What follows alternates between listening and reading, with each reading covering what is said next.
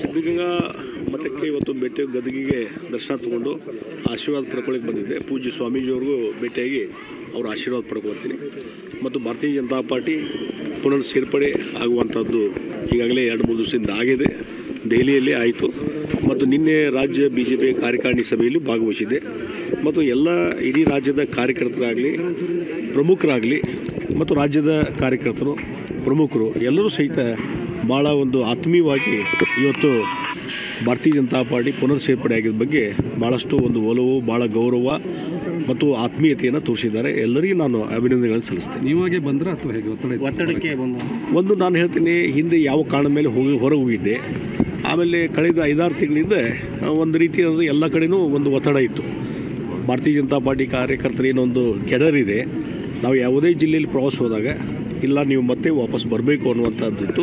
ರಾಜ್ಯ ನಾಯಕರು ಅದಕ್ಕೆ ಒತ್ತು ಕೊಟ್ಟರು ಮತ್ತು ರಾಷ್ಟ್ರೀಯ ನಾಯಕರು ಅವರ ಕರೆಯ ಮೇರೆಗೂ ಅವರು ಸಹಿತ ನೀವು ಬರಬೇಕು ಅನ್ನುವಂಥ ಒಂದು ಕರೆ ಕೊಟ್ಟಾಗ ನಾನು ಭೇಟಿಯಾಗಿ ಅವ್ರ ಜೊತೆ ಸಮಾಲೋಚನೆ ಮಾಡಿಕೊಂಡು ಭಾರತೀಯ ಜನತಾ ಪಾರ್ಟಿ ಸೇರ್ಪಡೆ ಆಗುವಂಥ ಟಿಕೆಟ್ ಸಿಗುವಂಥ ಸಾಧ್ಯತೆ ಇದೆ. ಯಾವುದೇ ರೀತಿಯಾದ ಬೇಡಿಕೆಯನ್ನು ನಾನು ಇಟ್ಟಿಲ್ಲ. ಅನ್ಕಂಡೀಷನಲ್ ಜಾಯ್ನ್ ಆಗಿದ್ದೀನಿ. ನಿಮಗೇನು ಗೌರವ ಸಿಗಬೇಕು, ಸ್ಥಾನ ಸಿಗಬೇಕು, ಅದನ್ನು ನಾವು ಮಾಡ್ತೀವಿ ಅನ್ನುವಂಥದ್ದು ಭರವಸೆ ಕೊಟ್ಟಿದ್ದೀನಿ. ಕೂಡ ನಿಮಗೆ ಎಲ್ಲ ರೀತಿಯಾದಂಥ ಗೌರವಗಳನ್ನು ಕೊಟ್ಟಿದ್ರು. ನೀವು ನಾ ಇಲ್ಲಂತ ಹೇಳಿಲ್ಲ. ನಮ್ಮ ಮನೆ ವಾಪಸ್ ಬಂದಿದ್ದೀನಿ. ನಾವು ಕಾಂಗ್ರೆಸ್ ಅವ್ರಿಗೆ ಏನೂ ಬ್ಲೇಮ್ ಮಾಡಿಲ್ಲ, ಬ್ಲೇಮ್ ಮಾಡೋದು ಇಲ್ಲ. ಹೇಗಿತ್ತು ಸರ್ ಅಲ್ಲಿ ಎಕ್ಸ್ಪೀರಿಯನ್ಸ್? ಈಗ ಅದೊಂದು ಮತ್ತೊಂದು ಸಲ ಕತೆ ಹೇಳ್ತೀನಲ್ಲ. ಕಾಂಗ್ರೆಸ್ ಬಿಡಲಿಕ್ಕೆ ಯಾವುದೇ ರೀತಿ ಅವ್ರು ಬ್ಲೇಮ್ ಮಾಡಿ ಬಂದಿಲ್ಲ. ಅವ್ರಿಗೇನೋ ನನಗೆ ಅನ್ಯಾಯ ಮಾಡಿದರು, ಸ್ಥಾನಮಾನ ಕೊಟ್ಟಿಲ್ಲ, ಅದು ಯಾವುದನ್ನು ನಾವು ಮೇಲೆ ಬ್ಲೇಮ್ ಮಾಡ್ತಾಯಿಲ್ಲ. ಸಹಕಾರ ಕೊಟ್ಟಿದ್ದಾರೆ, ಗೌರವ ಕೊಟ್ಟಿದ್ದಾರೆ, ಅವ್ರಿಗೆ ಥ್ಯಾಂಕ್ಸ್ ಹೇಳಿ ಬಂದಿದ್ದೀನಿ. ಇಲ್ಲಿ ಭಾರತೀಯ ಜನತಾ ಪಾರ್ಟಿ ನಾವು 30-40 ವರ್ಷ ಮನೆ ಕಟ್ಟಿದಂಥ ಪಾರ್ಟಿ, ಇದು ಸಂಘಟನೆ ಮಾಡಿದಂಥ ಪಾರ್ಟಿ. 2 ಸಲ ಲೀಡರ್ ಆಫ್ ಅಪೋಸಿಷನಾಗಿ 10 ವರ್ಷ ಭಾರತೀಯ ಜನತಾ ಪಾರ್ಟಿ ಬಗ್ಗೆ ಇಡೀ ರಾಜ್ಯ ಸುತ್ತ ಹಾಕಿದಂಥ ವ್ಯಕ್ತಿ ನಾನು. ಹೀಗಾಗಿ ಇಲ್ಲಿ ಕಾರ್ಯಕರ್ತರ ಅಭಿಲಾಷೆ ಮತ್ತು ಏನೋ ಭಾವನೆಗಳಿದ್ದು ಅದಕ್ಕೆ ಸ್ಪಂದನೆ ಮಾಡಿ ಇವತ್ತು ಭಾರತೀಯ ಜನತಾ ಪಾರ್ಟಿಗೆ ಪುನಃ ಬರುವಂಥದ್ದಾಯಿತು. ನಿಮ್ಮದೇ ಜಿಲ್ಲೆಯ ಏನು ಸಂಸದರು ಏನಿದ್ದಾರೆ, ಪ್ರಹ್ಲಾದ್ ಜೋಶಿ ಅವರು, ಕೇಂದ್ರ ಸಚಿವರು ಕೂಡ ಇದ್ದಾರೆ. ಆದರೆ ನೀವು ಏನು ಡೆಲ್ಲಿಯಲ್ಲಿ ಪಕ್ಷ ಸೇರ್ಪಡೆ ಆದಂಥ ಸಂದರ್ಭದಲ್ಲಿ ನೋಡ್ರಿ, ಇದೆಲ್ಲ ಅಂತ ಅದು ತುರ್ತಾಗಿ ನಡೆದಂಥದ್ದು. ನಾವು ಸಮಾಲೋಚನೆ ಮಾಡೋಕ್ಕೆ ಹೋಗಿದ್ವಿ. ರಾಷ್ಟ್ರೀಯ ನಾಯಕರು ತಕ್ಷಣವೇ ಸೇರ್ಪಡೆ ಆಗಂತ ಹೇಳಿದ್ರೆ ಸೇರ್ಪಡೆ ಆಗಿದೆ.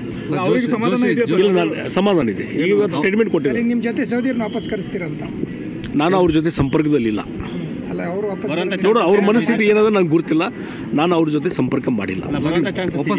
ಇಲ್ಲ, ನನಗೇನು ಅದು ಮಾಹಿತಿ ಇಲ್ಲ. ಉದ್ದೇಶ ಏನು ಅಲ್ರಿ, ನಾ ಈಗ ಅದನ್ನು ಹೇಳಿದಲ್ಲ, ಮತ್ತೆ ಇನ್ನು ಆಗಲೇ ಅದನ್ನು ರಿಪೀಟ್ ಮಾಡಲಿ. ಮತ್ತೆ ಅದಂಕರ್ ಇದ್ದೇ ಇದೆ. ನಾನು ದಿಲ್ಲಿಯಲ್ಲಿ ಹೇಳಿದ್ದೇನೆ, ಮೋದಿಜಿಯವರು ನಮ್ಮ ನಾಯಕರು ಈಗಾಗಲೇ 10 ವರ್ಷ ಪ್ರಧಾನಮಂತ್ರಿಯಾಗಿ ದೇಶವನ್ನು ಬಲಿಷ್ಠಗೊಳಿಸಿದ್ದಾರೆ ಮತ್ತು ಇನ್ನೊಂದು ಸಲ ಅವ್ರು ಪ್ರಧಾನಮಂತ್ರಿ ಆಗಬೇಕು ಅನ್ನುವಂಥ ಒಂದು ಗುರಿ. ಆ ಹಿನ್ನೆಲೆಯಲ್ಲಿ ನಮ್ಮದು ಒಂದಷ್ಟು ಅಳಿಲಿ ಸೇವೆ ಮಾಡೋಣ ಅನ್ನುವಂಥ ಕಾರಣದ ಮೇಲೆ ನಾವು ಪುನರ್ ಅದು ಯಾರು ಹೇಳಿದ್ರು? ಯಾರೋ ನೋಡ್ರಿ, ಯಾರೋ ಒಂದು ಸಣ್ಣ ಪುಟ್ಟ ನಾಯಕರು ಹೇಳಿದ್ರು ದೊಡ್ಡದಾಗಿ ಮಾಡ್ತಾರೆ. ಕಾಂಗ್ರೆಸ್ನ ದೊಡ್ಡ ನಾಯಕರ ಹೇಳ್ತಾ ಇರೋದು ಅವ್ರು ಯಾರು ಹೇಳ್ಯಾರಲ್ಲ, ಅವ್ರು ಯಾರು ಹೇಳ್ಯಾರ ನಂಗೆಲ್ಲ ಗುರ್ತೈತಿ. IT ED ರೇಡ್ ಆಗ್ಬೇಕಾದ್ರೆ 9 ತಿಂಗಳದಾಗ ಹಾಕಿತ್ತು ಅಲ್ಲಿ ಕಾಂಗ್ರೆಸ್ ಇದ್ದಾಗ. ಈಗ ಯಾಕೆ ಆಗಲಿಲ್ಲ?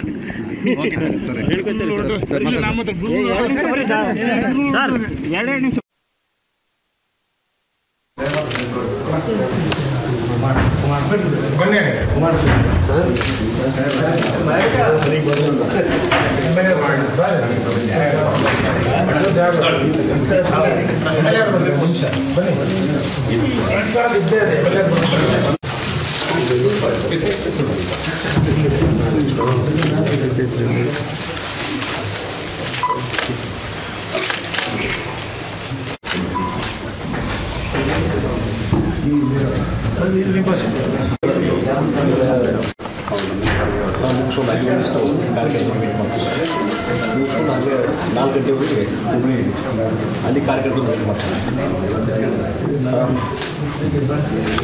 ಇಲ್ಲೆಲ್ಲ ಕಡೆ ಭಾಳ ಸಂತೋಷದ ವಿಷಯ ಇದೆ. ಭಾಳ ಒಂದು ವಾತಾವರಣ ನಿರ್ಮಾಣ ಆಗಿದೆ ಅಂತೇಳಿ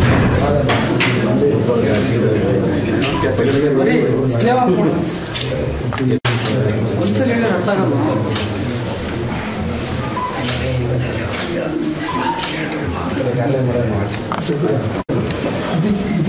ಶಿವಕುಮಾರ್ ಸರ್ ಸ್ವಲ್ಪ ಇಲ್ಲ ಬನ್ನಿ ಬನ್ನಿ ಬನ್ನಿ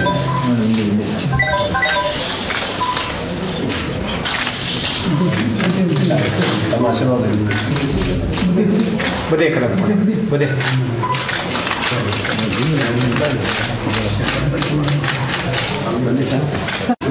ಇದು